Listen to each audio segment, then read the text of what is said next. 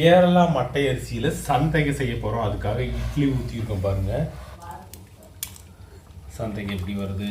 நல்லா வருதுங்களா? ஃபைபர் சத்து நிறையா இருக்குது. அப்படிங்கிறதுனால தான் இப்போ மட்டை அரிசி போட்டுப்போம். ஆனால் டேஸ்ட் வந்து பார்த்திங்கன்னா டிஃப்ரெண்ட்டான டேஸ்ட்டாக தான் இருக்கும்.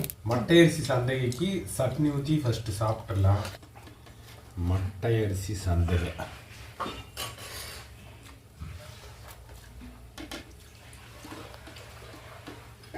நல்லாயிருக்கு. சட்னி தேங்காய் சட்னி. சட்னிக்கும் இந்த சந்தைக்கும் தேங்காய் பால் கொஞ்சம் ஊற்றி டேஸ்ட் பார்த்துக்கலாம்.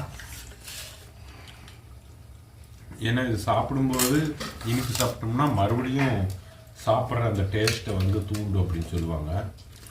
சாப்பாடு சாப்பிட்டு இருக்கும்போது இடையில கொஞ்சமாக இனிப்பு சாப்பிட்டோம்னா ரொம்பவுமே டேஸ்ட்டு அதிகமாக இருக்கும். இப்போ வந்து தேங்காய் பால்